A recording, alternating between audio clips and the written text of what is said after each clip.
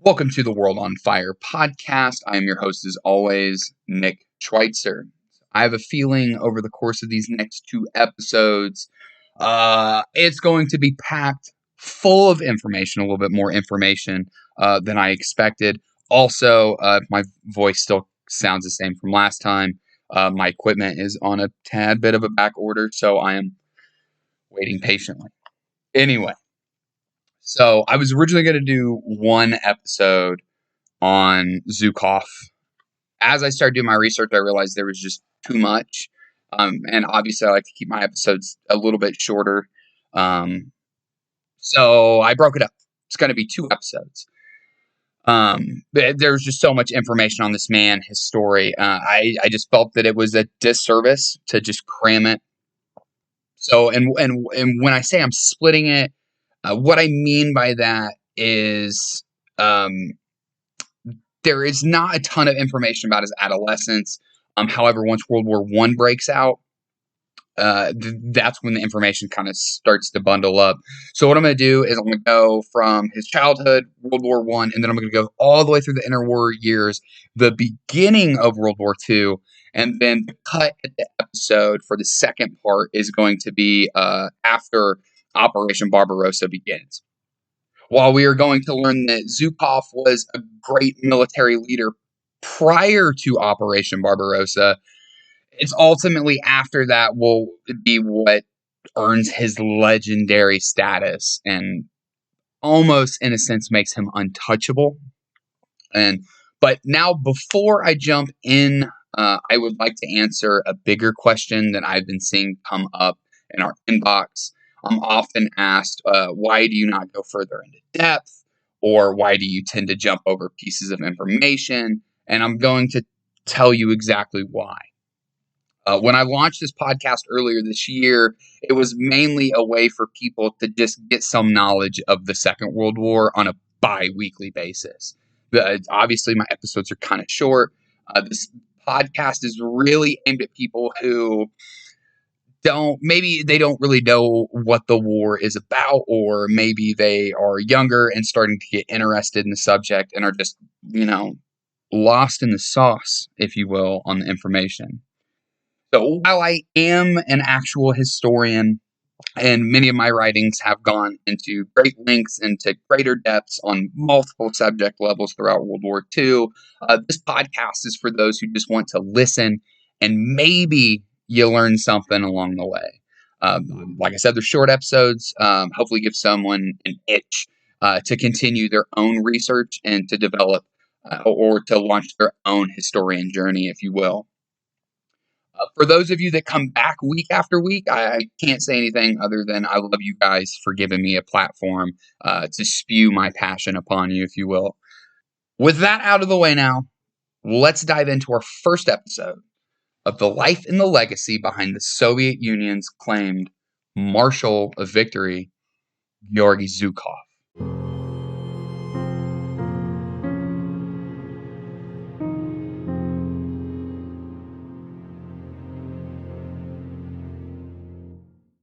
So not only am I an absolute nut over World War II, I'm also very fond of movies. I enjoy cinema. So anytime those two things cross each other, I'm probably one of the first person in line for it. Like a 90s kid would wait in line for Call of Duty year after year or a video game console. I was in line. We're just going to say that. If there is a movie that, while meant to be funny, does give a great amount of detail into the character that Zhukov was, and that's the movie The Death of Stalin. In the film, we see him as a larger-than-life figure who is within the tightest circles of power within the Soviet Union, and it is most certainly, and he's most respected by almost everyone he meets. I'm not going to name drop, but if you know anything about Zhukov right now, there's one guy that he just really doesn't like, and we're going to get to that in the next episode. Anyway, while it's a good depiction of Zhukov, it tends to make you think that he was probably like this his entire life, right? But it was nothing short of humble beginnings for young Zhukov. You see, Georgy Konstantinovich Zhukov was born on December 1st, 1896, to a desperately poor peasant family in Strakovka under the Imperial Russian reign. While his parents did, in fact, work, his father worked as a cobbler, and his mother was we're just going to say she did slave labor. It's a real nice way to do it. She basically did just, she was hired for labor. And they were the actual epitome of poverty. And this is not because his father Constantine did something ignorant and blew the family money or whatever. They were under immense economic pressure, all thanks to the czarist led government of Imperial Russia. And I'm not going to go in on how the Romanov family ruled Russia during their 300-year reign. That's not about World War II. Therefore, I do not care. I do care, but not in this instance. But I will tell you is that the last Tsar of Russia, that would be Tsar Nicholas II, was handed quite literally a nightmare when he ascended to the throne in 1894. So, and within 2 years, there would be massive outcries and protests in St. Petersburg that caused an economic reform. Right, 2 years later, that's 1896. This is the year that Zhukov is born. Zhukov is born into a country that is basically already on the brink. And so these workers, basically how it worked prior to these reforms is that day workers and night workers, basically they just worked, right? It was you just, if for us Americans and then for those in England, when we think about the Industrial Revolution, we think about these people who worked 18, 19 hours a day in factories or, something crazy along the lines of that. The same thing was going on in the Soviet Union. And as we have learned, that is not safe, right? Like, it's a very easy way to get mangled and murdered at your workplace. So these reforms that the imperialist family and the government came up with was that they would limit day workers to 11 hours of work a day, and those who work at night would be limited to 10 hours of work. So not not only that, but they brought forth the gold standard in 1897 in order to stimulate the economy.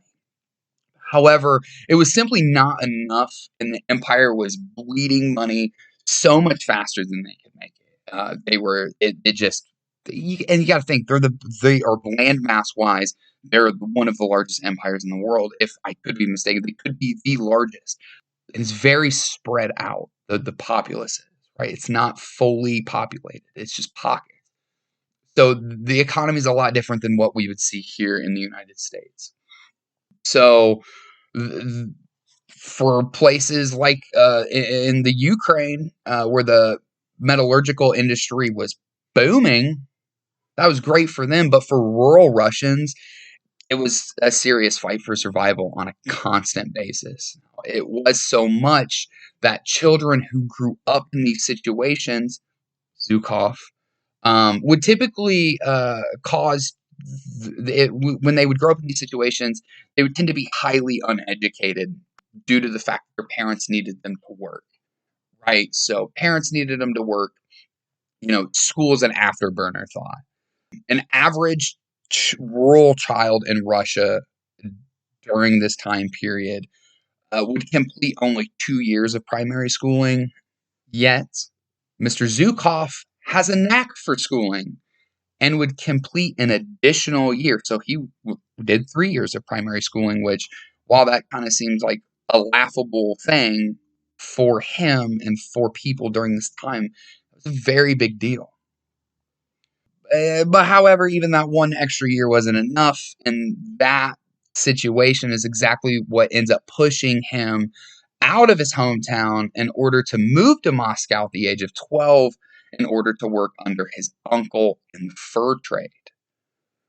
While he would continue some of his education, mainly at night when time permitted, when he could get away from his uncle's shop, uh, Zhukov was just working his tail off. Wasn't easy work. This isn't going to the office. He is putting in the work. He's constantly working during his apprenticeship, and he worked so quickly that he finishes the said apprenticeship at the age of 18 in the year 1915. So I would go into detail about how he opened up his own fur trading shop. He had his own employees. Life's great. I'm going to save y'all the boring stuff, however, and tell you that this, in fact, is probably the worst possible time to be a healthy 18-year-old male in Russia outside of 1942. So World War I had totally erupted into Europe, and the world was spiraling into this hellish nightmare that honestly nobody had ever seen before. No business ownership or amount of employees would halt his draft orders, and in the same year he opened shop, he closed it as he was forced into the Imperial Russian Army, and it would take no time for the young soldier to find himself on the front lines of the Eastern Front, a part of the 10th Dragoons. And this is where he would fight valiantly against the Germans in the Battle of Karkaroff. Even though he was wounded, right, Zhukov would be awarded the Cross of St. George for bravery, not once, but twice during the First World War. Even more so, he had proven himself as a battle-hardened and incredibly capable non-commissioned officer.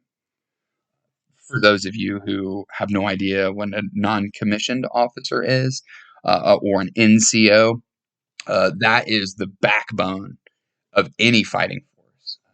These are your on-field, middle enlisted grade men and women nowadays who are experienced leaders and experienced fighters. Okay. Now, what's funny is, most NCOs are relatively young, considering, between the age of 21 and 26, 27. So, yeah, still relatively young guys. And with that, I'm going to park the bus real quick. And while World War I is absolutely catching the world on fire, the situation within the Russian Empire is getting out of hand very fast, right? The war has done nothing for the economy except put it into a coffin dive, if you will. The Russian people are irate, and they are quickly beginning to take action against the Tsarist family. And on October 25th, 1917, the Bolshevik Party, led by Vladimir Lenin, would launch the revolution. Now, in a roundabout way, this was the event that would pull the Empire of Russia out of World War I, but directly into a new war, which we all now know is the Russian Civil War. The Reds versus the Whites, the Imperials versus the Communists, and this is where Zhukov must make a decision that will alter his life forever. Does he stay with the imperialists in white, the same banner that he fought so heavily for, or does he join the Bolsheviks in red and fight for a different future for the Russian people? Knowing the destitute he saw firsthand during his upbringing, thanks to that of the Tsar in their 300-year history, in Zhukov's opinion, it was time for a change. And after the October Revolution began, Zhukov joined the Communist Party and would remain in the Red Army under the 1st Cavalry Division, and where he would gain a commission as an officer in the cavalry, and would fight the entirety of the war until its end in 1921. So he basically goes back to back wars, right? He's fighting in World War I against the Germans. He gets hurt, comes back, joins the Communist Party, and ends up fighting the army that he had fought in World War I for. It's kind of complicated, but that's how it worked. He would make a name within the military circles for his leadership and suppression of the Tambov Rebellion from 1920 to 1922. That's how long it lasted, but he was involved almost the whole time. Whereas efforts alone in 1921 would totally dismantle the nearly 70,000 peasant uprisers. This action alone would win him his first 3 Order of the Red Banner medals. Now, while World War I would give him the experience and taste of intense combat, he would perfect his military leadership during the Russian Civil War. But the Communist Party absolutely loved his background, right? So this poor servant child came from a peasant family, and the whole family's under the boot of this imperial regime, and somehow he had beaten the odds and became a hero for his people and their cause, right?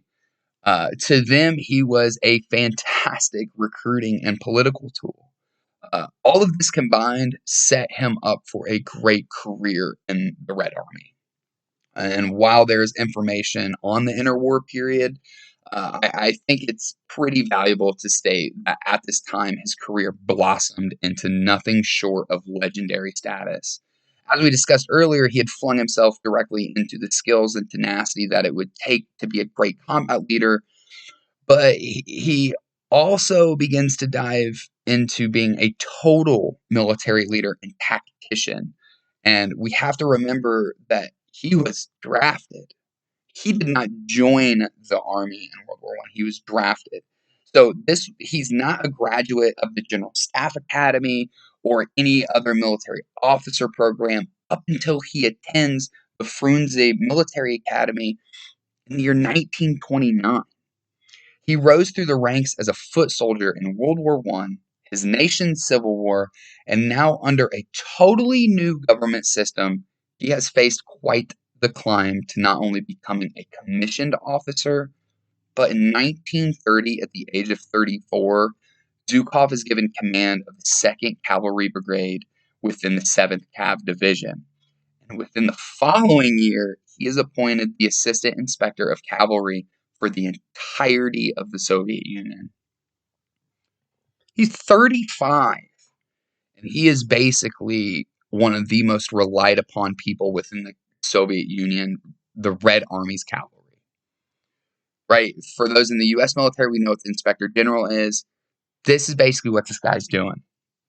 And in 1933, at the age of 37, he is given command of his own cavalry division, which would be the 4th Cavalry Division. So before he's even 40 years old, he has risen through the ranks and is considered one of the greatest cavalry leaders in the Soviet Union. Funny enough, it is the same exact year that Adolf Hitler comes to power in Nazi Germany, and the entire world is put on notice that another bloody and disastrous war could be on the way. Now, Zhukov would hold that position with the 4th Cav Division for the next 3-4 years until something would take place within the Soviet Union that would not only change the nation forever, but it would accelerate the young division commander's career by literal leaps and bounds. We look at the political and social environment of what the Soviet Union is like in the mid-1930s, we will find something that is straight up horrifying. You see, the Bolsheviks were created and led by a man named Vladimir Lenin that we said earlier, and he is the major reason that the party came to power in the first place. From the day the party overthrew the Tsar in November of 1917, he led the country through the transition of powers and economic changes. However, after 7 years, Lenin was dead from a stroke, and a fight for power erupted. Men such as Alexei Rykov and Molotov, yep, that one, would both hold the position of premier before 1928, when the power struggle came down to 2 people fighting for the head of government. It's Joseph Stalin and Leon Trotsky. Now, Stalin would obviously win and force Trotsky into exile, where he would be executed in Mexico. We're not going to say by who, but you can figure it out. And so at first, Stalin was loved, and his plans to rejuvenate the Russian people were great. But by the 30s, the 5-year plan that Stalin had initiated had totally crumbled. Many political members, such as Leon Trotsky, were calling for his removal from office. By 1936, Stalin had had enough. And in a swift move, he gave the order to begin purging any and all political opponents, anyone that he thought would eventually become a political opponent, and anyone considered untrustworthy by Stalin was purged from the government, either to their death or to the gulags of Siberia, where you would probably die. You're basically toast during these purges, right? And high estimates from these purges are between 700,000 and 1,000,000 people killed. Okay, so it's just not good, right? It's a genocide before the term was coined. But Zhukov, who was still viewed as a peasant who rose through military ranks from merit and appeared to not be a threat to Stalin's political fears, he was totally spared, right? It's kind of like, all right, well, this dude isn't a threat to me, so he's good. However, thousands of high-ranking military officials would absolutely be murdered or sent to Siberia. And with that, these positions needed to be filled. So the Nazis by this point were already turning Europe into a buzzfest of fears and speculations. But the Soviets also had another worry. To their south, China is now engulfed in a war against Japan after starting from the false flag, the Manchukuo incident of 1937. So day by day, the Japanese are pushing further north into the vast resource-rich areas of Manchuria. These rose several alarms to the Soviets, as the Mongolian Republic to the south of them is also a communist state that the Soviet Union helped form. And they would soon be in Japan's crosshairs. So in 1939, Zhukov would be hand-selected by Joseph Stalin to command the first Soviet Mongolian army group in order to take command of the defenses at the border. Now, this was because Stalin was totally dissatisfied with the previous commander and the state of the current defense. He sacked him, and sent Zhukov. So prior to Zhukov actually getting to Mongolia, Soviet forces had already been in more than one skirmish with the Japanese forces. And once Zhukov arrived, it was apparent that this would spill into a full-blown war. Zhukov had received information that over 30,000 Japanese soldiers had arrived at the border during the summer of 1938 and in the beginning of 1939. So Zhukov immediately begins to prepare their defenses and prepares their army for all-out war against the Japanese at this point. The Japanese, who had held the border at the Khalkhin Gol, made the decision to utilize their advantage of being on the river to cross and, in their own words, expel the invaders and launch their attack into Mongolia. Now, Zhukov had been totally prepared for this, right? He had assumed that the Japanese would be forcing an attack, so in his preparation, he brought in hundreds of armored vehicles in order to give the defense their best shot. Now, the Japanese attack was a two-pronged attack, if you will, a northern task force and a southern task force. The North made quite the headway in the beginning part of the attack. They were able to successfully cross the Khalkhin Gol and were able to drive the Soviets out of their positions, allowing the northern task force to begin their way south. But the cavalry genius was ready to put the world on notice. He was expecting the Japanese to do exactly what they had just done. And while his foot troops had been ran out, he had over 450 tanks prepared for a counterattack. Once the counterattack was launched, the Northern Task Force became almost completely surrounded, and the Soviets beat them back across the river. The Japanese attempted many more breaks in the Soviet lines, but ultimately would be defeated. In late July, the Japanese launched a final major offensive attack in an attempt to break the Soviet defense at the Kawatama Bridge. Now, the Japanese threw everything they had at the Soviets, but it was short-lived, and they would need to withdraw on the 25th after immense casualties. Another fast pause here. This is basically the 1st of August, 1939. On January 10th, 1939, Adolf Hitler announces to Germany that he intended on stopping the Bolshevization of Earth. On March 14th, Slovakia declares independence from the Czechs, thus becoming a puppet state of Nazi Germany. The world is preparing for a world war. The stage is being set. And within 3 weeks, the German-Soviet Pact, or as we know it as the Molotov, yep, that guy, Ribbentrop Pact, and it would be signed, ensuring a 10-year peace between the Soviets and the Nazis. And they also made an agreement that both countries would divide and invade Poland. All right, so as of August 1st, we're going to get back to August 1st. The official beginning of World War II is within 31 days. The countdown is on, and Zhukov knows it. He knows that the war cannot start with the Soviets fighting on a two-front war, and that they need to qualm the Japanese first before they get to business in Poland.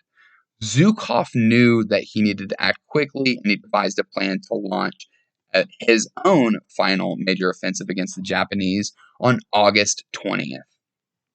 With nearly 60,000 men, over 500 tanks, 500 pieces of artillery, and 500 aircraft. Once he launches this, within 7 days, Zhukov had completely encircled all of the Japanese at the Khalkhin Gol, and they refused to surrender. And the Japanese actually attempted to break out of the encirclement, but were quickly stopped in their tracks. It was clear that Zhukov's forces were going to decimate the Japanese at this point. And once again, the Japanese refused to surrender. So on the 27th, Zhukov unleashed everything he had on the remaining forces. And by the 31st, the day before the war, the Japanese had been defeated and the Soviets had secured the Khalkhin Gol. Zhukov had perfected tank warfare and utilized it so well in many cases that he wouldn't even need ground troops. It's kind of interesting to look back into his military style and his leadership, because he had zero issues using nothing but armor. Like we've said in some previous episodes, infantry and armor work in tandem. They can be okay on their own, but it's not very good odds. Zhukov had figured out a way to make it to where you could effectively defeat your enemy with just armor. So for his defense and victory at the Khalkhin Gol, Zhukov would be awarded the hero of the Soviet Union. Now, that doesn't mean he is the hero of the Soviet Union. We're going to get into that a little bit later and on the next episode. But the very next day, Nazi Germany would invade Poland and mark the official beginning of World War II.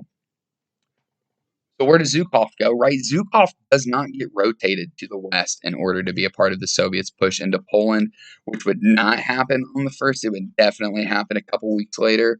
And in November of 1939, the Soviets launched their own war against Finland.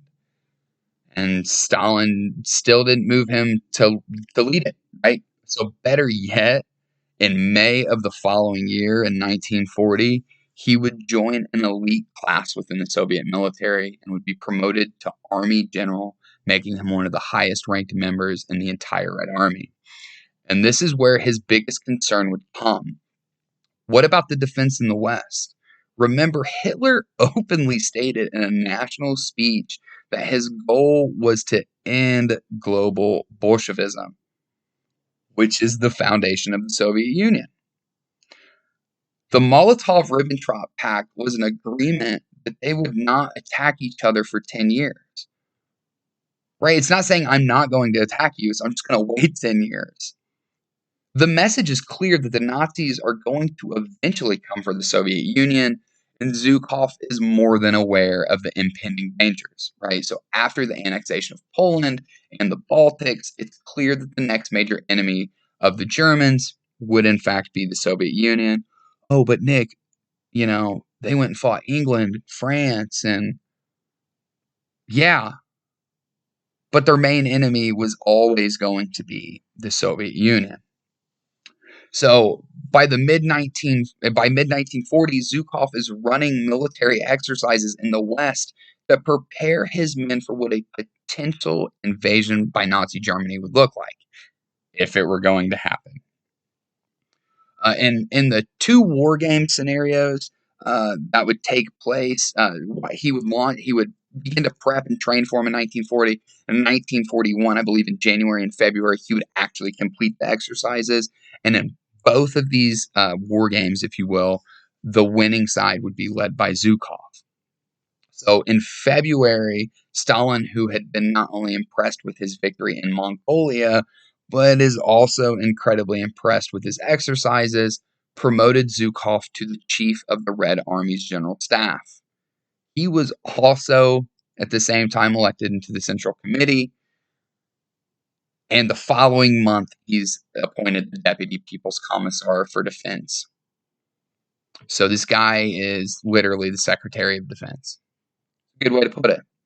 So he's 100% leading the Red Army at this point. His main goal was to prepare his military for the offensive launched by Nazi Germany into the Soviet Union.